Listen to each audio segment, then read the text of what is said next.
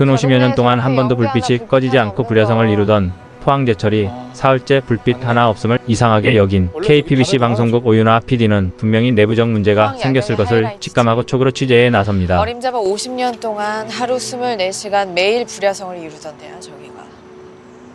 근데 사흘째 불빛 하나 없다. 이게 무슨 뜻이겠니?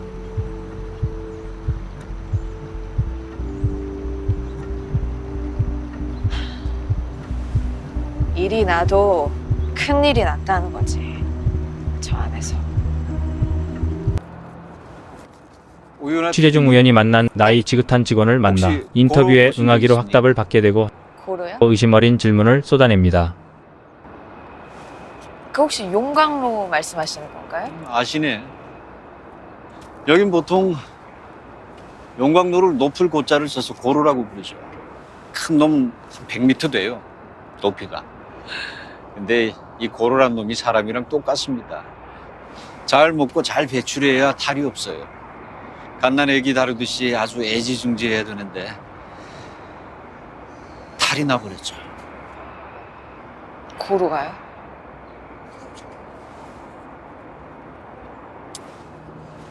인터뷰 해드리죠. 단 악마의 편집 같은 건 절대 하지 않겠다 약속하시면. 그런 거 걱정하지 않으셔도 됩니다. 요즘 그렇게 기본도 안 된 PD들이 많다면서요? 태풍이 온다는 예보에 회사 차원에서 침수에 대비하여 모래주머니로 차단막을 설치하고 매뉴얼대로 움직였지만 초특급 태풍이라는 말에 고로의 바람을 끊어버리는 휴풍을 시작했다고 말합니다. 휴풍의 데드라인은 7일. 기한을 넘기면 고로는 생명을 다하게 되고 만약에 고로 한 개를 다시 짓는다면 개당 5천억 원의 금액과 매일 수십억 원의 손실 금액이 발생하고 거기에 5대를 곱하면 대략의 금전적 손실이 예상된다고 말합니다. OPD는 회사 윗선은 뭐하는 사람들인데 그런 휴풍을 지시했냐고 되묻고 강력한 태풍이 몰고 온 차가운 비와 팔팔 끓는 뜨거운 샘물이 만나면 폭발이 일어나고 그 폭발에 공장 절반이 날아갈 수 있다는 말을 듣게 됩니다. 그 고로는 1년 365일을 쉼 없이 돌아갑니다. 그리고 밑에서 뜨거운 바람이 계속 불죠. 그 뜨거운 열풍이 철광석과 석탄을 녹여서 쇳물을 생산하는 겁니다. 그럼 그 휴풍이라는 게 그 바람을 끊어버리는 거죠. 그 잘못하면 고로의 숨통을 영영 끊는 걸 수도 있어요. 결국 휴풍은 시간과의 싸움이죠. 데드라인은 길어야 7일. 기한을 넘기면요? 고로는 죽습니다. 이 안에 공장이 몇 개나 되는지 아십니까? 글쎄요. 32개예요. 고로가 멈추면 32개 공장이 다 멈춰버리는 거죠. 뭐 새로 지을 수는 없나요? 고로 하나 짓는데 대략 5천억? 그리고 생산 차질로 인한 손실만 한 대당 매일 수십억씩. 고로 5개 모두 멈춰버리면 거기다 곱하기 5. 뭐 그 정도의 손해를 보겠죠. 아니 무슨 어기 네 집 애 이름도 아니고. 아니 대체 경영을 어떻게 생각하면. 아니 선생님이 아니라 저 윗대가리. 아니 저 윗분들 말이에요. 아니 근데 대체 어쩌자고 고로 5개를 죄다 멈춘 거랍니까?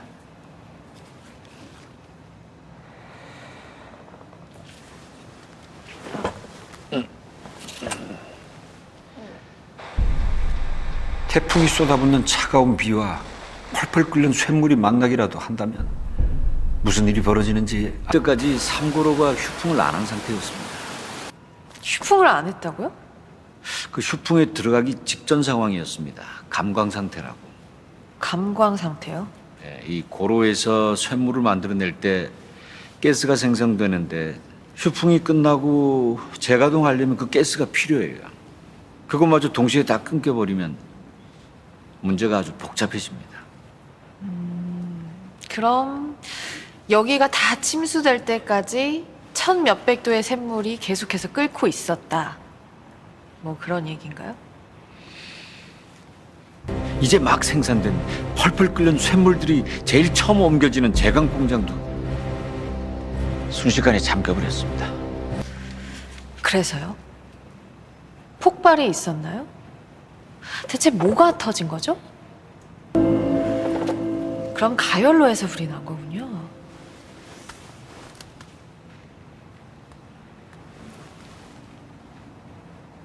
이 사진이 처음 SNS에 쫙 퍼졌을 때요. 그땐 제철소에서 불난 거 아니다라고 했거든요. 아니니까요. 그래요? 제가 알아보니까 그날 10대가 넘는 산불 진화차가 제철소에 투입됐던데요. 화학차도 출동하고. 불은 거기가 아니라 다른 데 써놨습니다. 네? 그럼 대체 불은 어디서 난 거죠? 이 펄펄 끓는 쇳물을 그냥 길바닥에 쏟아버릴 수도 없고. 참.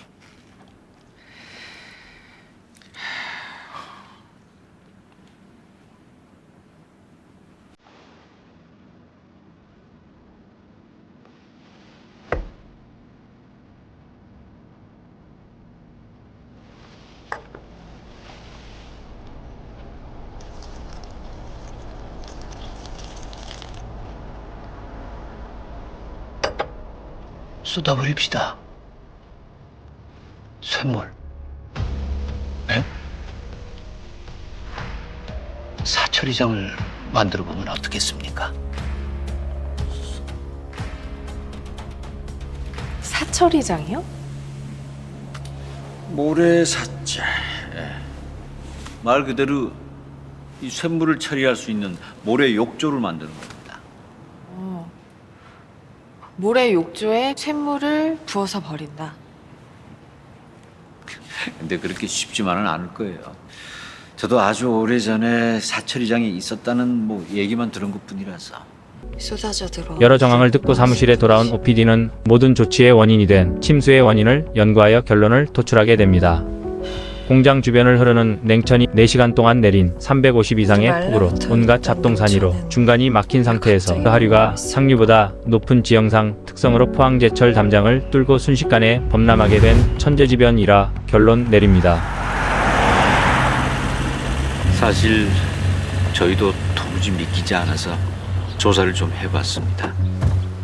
냉천에서 한 10km쯤 올라가면 큰 저수지가 하나 있어요. 거기서 시작됐더라고요. 그날 새벽 3시에서 7시까지 딱 4시간 동안 350mm가 넘게 왔습니다. 비가. 500년 기록을 가볍게 갈아치운 폭우였죠. 처음에는 사고를 은폐하기 위해 회사 차원의 문제를 파헤치려 했던 자신을 반성하며 보도를 그만두려 하지만 팩트를 전달하는 것도 PD가 할 일이라는 선배의 조언을 듣고 희망을 갖고 더 세부적인 취재를 기획하게 됩니다. 뭐해? 뭘 보는 거야? 물폭탄의 실체. 뭐야 이게? 이 실제 영상은 아닌 것 같고. 실제 측정값 입력해서 만든 시뮬레이션이에요. 와, 물이 뛰어오네?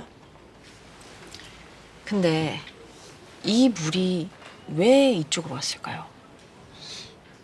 그러게. 자, 보세요. 자, 여기가 대형마트, 여기가 제철소, 그리고 여기서 냉천교. 원래 이쪽으로 이렇게 쭉 흘러가야 할 물이 왜 이쪽으로 꺾였을까? 그게 의문이었거든요. 보세요.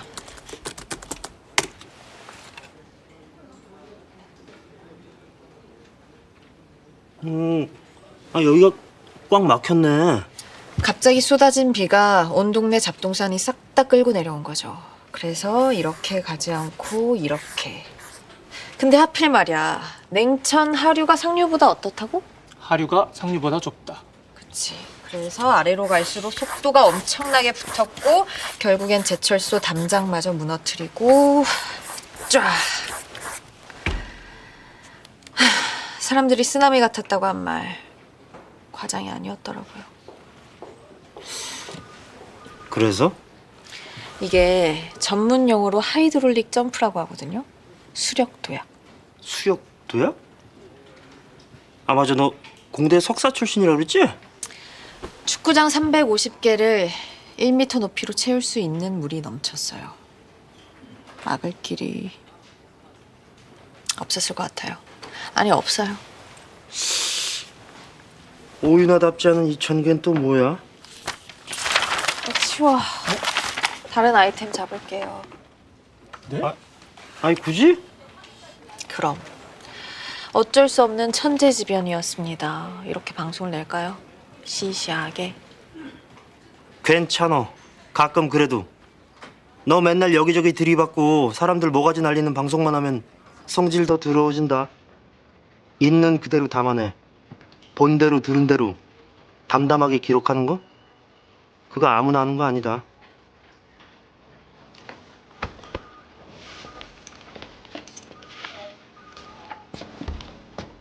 멋있지?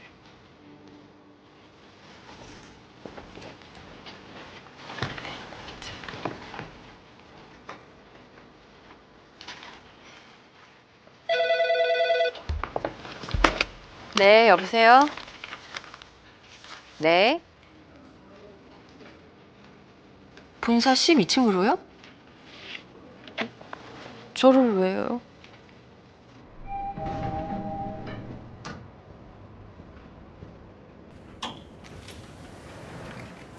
그 포항제철 사장실에 연락을 받고 찾아간 OPD는 깜짝 놀라게 됩니다. 그간 자신들에게 친절하고 세부적인 인터뷰를 해줬던 사람이 바로 사장이었던 것입니다. 이 사장은 아무런 인명 피해 없이 휴풍까지 지시하게 되었던 것은 각자 자기 자리를 지켜주는 사람들이 있어서 해낼 수 있지 않을까 하는 믿음이 생겼다고 말합니다. 과연 데드라인 안에 휴풍을 마무리하고 정상적으로 고로가 가동할 수 있게 될까요?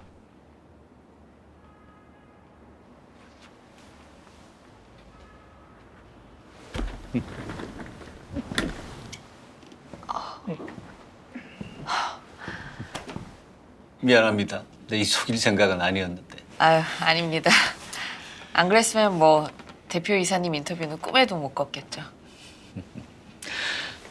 편집은 많이 했습니까? 그게 방향을 좀 틀어야 할 것 같아서 고민 중입니다. 근데 OPD님이랑 처음 만났을 때가 막 용선 피트가 잠기는 걸 보고 나왔을 때거든요. 정말 딱 도망치고 싶었거든요, 그때. 대표님이요? 모가지 다 날려야 된다면서요. 아, 그건 사실 그땐 우리 최동훈 공장장 구하려고 내 끼어든 건데 낚였지 뭐. 그만 웃어. 제 성질머리가 뭐 도움이 될 때도 있네요. 나한테도 도움이 됐죠. 네? OPD님이랑 인터뷰하면서 생각이 많이 바뀌었거든. 그땐 이걸 내가 어떻게 감당하나 했어. 내 영향받기다. 근데 PD님이랑 인터뷰를 쭉 하다 보니까 그런 생각이 들었습니다. 사람이 있으니까. 성남물 폭탄이 쏟아지던 그 어둠 속에서도 각자 자기 자리를 지켰던 그 사람들이 여기 있으니까 할 수 있겠다라고요. 앞이 보이지 않는 그 상황이 누가 두렵지 않겠어요? 누군들 겁이 나지 않았겠습니까? 평소처럼 그 자리를 떠나지 않은 한 사람 한 사람이 있었잖아요. 동료들 살리겠다고 가열로가 터질 때까지 남아서 끝끝내 마이크를 붙잡고 있던 그 젊은 사원이 우리를 지켜냈잖아요.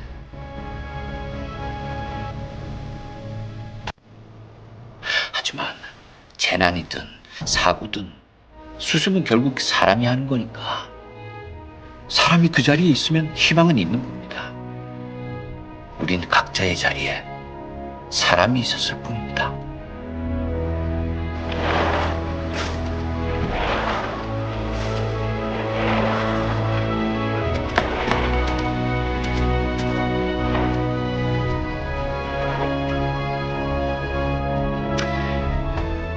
그러니 할 수 있지 않을까?